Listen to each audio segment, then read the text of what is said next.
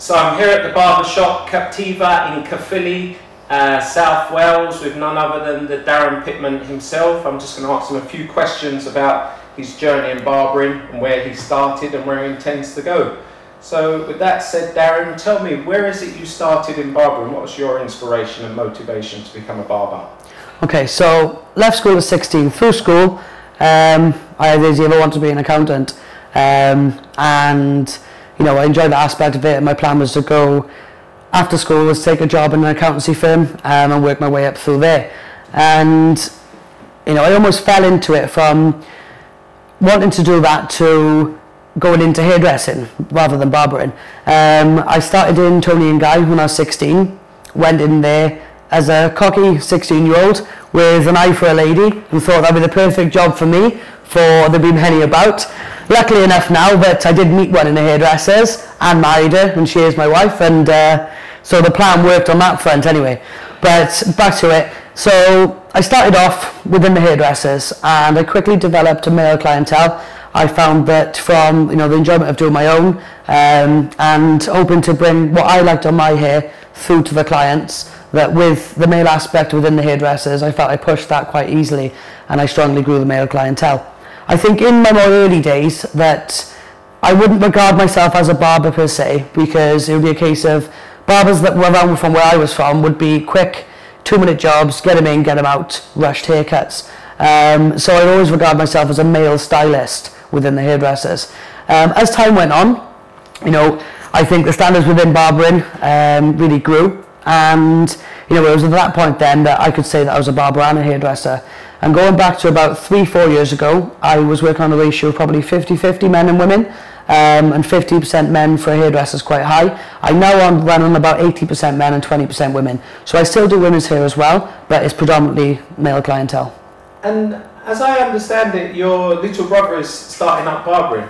How is he going to feature with you? Is it going to be like a Harry kind of partnership? Yeah, cool. No, definitely. Like the barbershop's been opened as an extra feature to the salon and spa. We've had this open now for around, what was it? Coming up around a year. Since we've opened, we've got Owen in first. So we had him in as a stylist. Great barber, you know, real fantastic work. So we've got him in to help build the barbering side of it. So it'll be me and him. And then we've also got my brother, Ryan Pitman. So he's coming into it, as you say, yeah, definitely. I want to, you know, he's got no prior experience in barbering. So we're going to do him just barbering, not hairdressing. We're going to focus on that side. And I'm really going to give it my all and put everything I can to teach him everything I know. It's going to be hard for him. I'm going to push him really hard, but it's only because I want him to be the best. And tell me about your personal style. What are you specialising in right now? Why would someone come here to Captiva to get a haircut from you?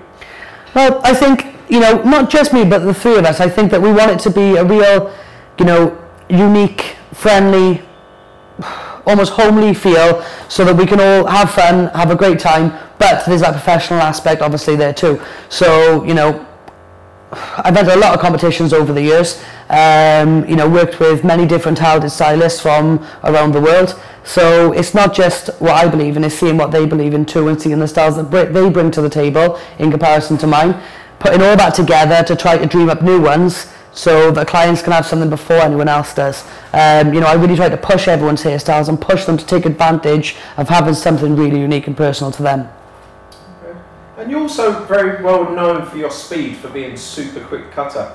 What is that? Okay. As well as retaining quality, of course. Yeah, of course. You know, end of the day, you know, the way that I do things is completely showmanship. You know, there's no benefit in the sense of how the haircut is finished with the speed that I do it, but I like to have fun with it, and that's my stamp on things. You know, the haircuts that I do, they're still half-an-hour appointments, so you know, I'm not cutting that quick because I want them out in 3.5 seconds. It's a case of it's the way they like to do things, and it also, I feel, to a client, by doing that and then seeing the precision that I can get on their hair, they can see how much I'm in control, not just in control of my scissors and the haircut, but in control of the image that I'm giving them. And this year, 2016, you're about to embark upon a tour. Tell me a little bit about this tour that you're going on. Okay, yeah. So last year, I did a few mini tours last year. So I did an 11-week tour towards the end of the year, where I was travelling to a different salon every Sunday across England, Scotland, Ireland and Wales, and delivering either my Darryn Pitman seminar or my Darryn Pitman cutting course, which was great. It was great fun. And before that, last year, I was doing the odd Sunday here and there when I took bookings, trying to fit everything together. But this year, I'm going to be doing a world tour with Barber products. So we're going to be delivering my education in 20 countries over the next 12 months. So I'm going to be going out and doing the seminar either in salons or in warehouses and distributors. So yes, I'm really excited for it. The furthest we're going to be doing Australia, doing a 5-day tour of Australia, and we're doing 2 days in Singapore. So it's a great chance for the brand to push their products as far as they can, but also for me to promote my brand worldwide and just do what I do. Okay. And talking about education, I just want to go a little bit deeper into the education side of things. No problem. Tell me, let's say I just come out of the London School of Barbering, I've been cutting for a year and a half. Mm-hmm. What would I expect if I came to a Darryn Pitman masterclass? Okay. No worries. So, like with myself, I'll always say that, for me on my courses, I deliver my education. I teach people how I do what I do. So, I've got my certain style of cutting, the techniques I use, and the way that I follow a map through a haircut. My haircuts, without sounding cheesy, is almost like a story. I've got my beginning, my middle, my end, and everything's formatted, and I'll use the same path for every single haircut. So it's kind of my way of cutting. That's different things I've developed over the years. I try to definitely make my way unique. What I'll say to people when they're coming for a course also is the fact that the more experience they've got, it's going to be an advanced cutting course, so it's going to be clip over comb, it's going to be using a cutthroat razor for cutting techniques, for styling edges. So the more experience you've got coming into it, I feel the more you'll slightly benefit from the course. So, I will look to always deliver education to qualified hairdressers and barbers so they can feel and get the most out of the course they can. Okay.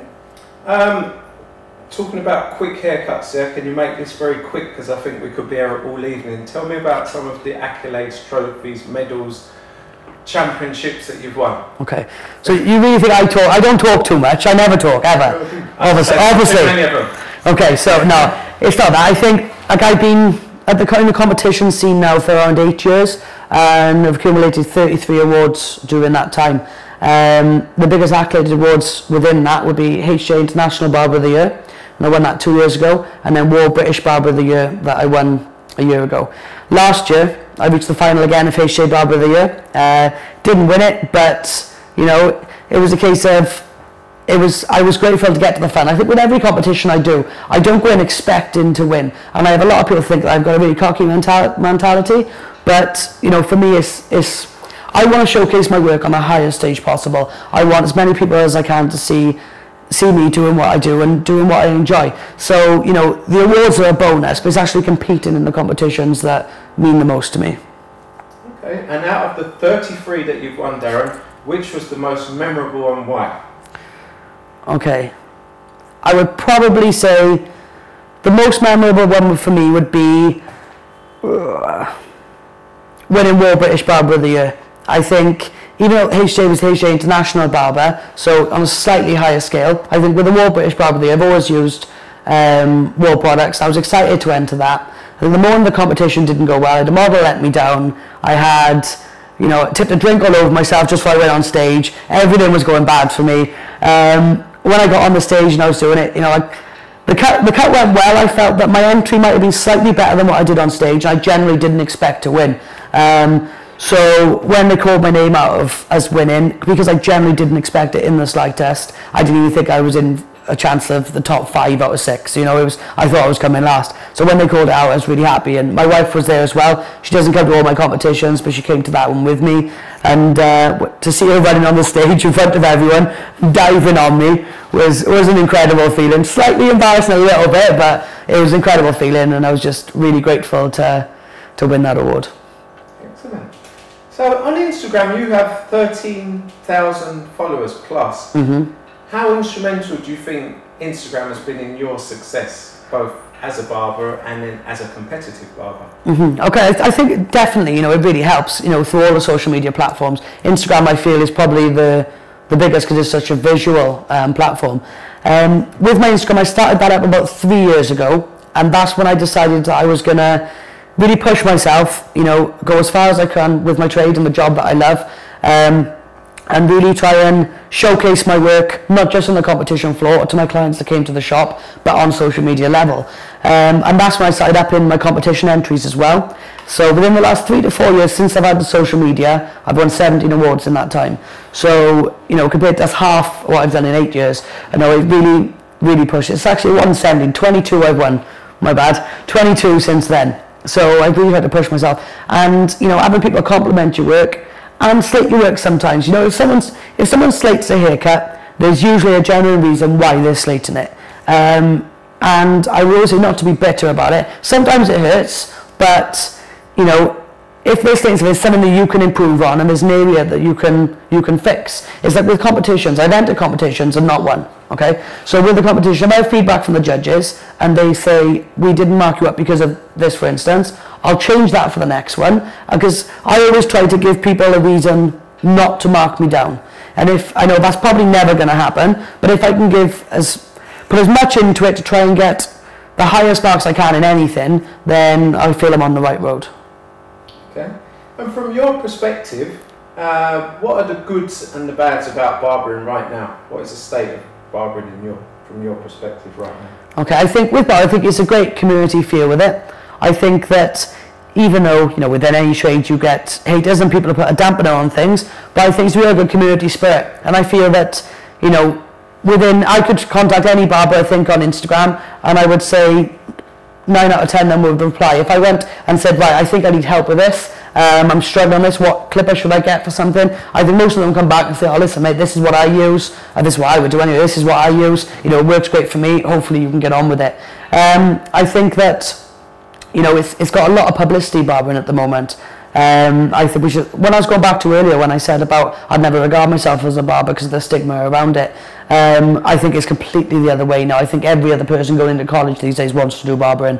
I think it's such an exciting time for it and such a fun global community feel. Okay. And what are your plans for the future, Darryn? Okay, you know, with myself, like, I want to become a world famous hairdresser and barber. It's what I've wanted since day one, the first day I started the job. And you know, the sky's the limit for me. I'm never going to stop. Like, I always joke around and say, until I can get off a plane in Uganda and everyone's holding up posters with my name on it, then I won't have finished. And that'll always be the same. And I do have loads of fun along the way. I don't take myself too seriously. I'm a happy-go-lucky guy from South Wales that, you know, is a family man and likes to go to work, cut some hair, go on holiday, cut some more, and, you know, have fun every day. Okay. And in closing, do you have any tips for anybody who wanted to reach the staggering heights that you have, hence winning 33 competitions? Cool. Once again, you know, like, I'm flattered saying that, and, you know, I think with them, not to be overwhelmed by anything, like, for me, as down to earth as I can. I'm not going to sit here and say that I'm the world's greatest, because, well, no, I'm joking. No, I'm not the world's greatest, so I wanted just, any advice for it? I think, be you, do things your way. Like, I've been slated for being myself sometimes throughout, you know, the last 3-4 years I've had the social media, but, you know, you've got to brush it off and just be you and do things your way and have fun doing it. You know, if you're not smiling, you're not winning. Perfect. Darryn, thank you very much for that interview. It's perfect. My pleasure. And I wish you the very best of luck in achieving all your goals and aspirations. Cool. Thank you. Thanks, lad. Cheers, mate.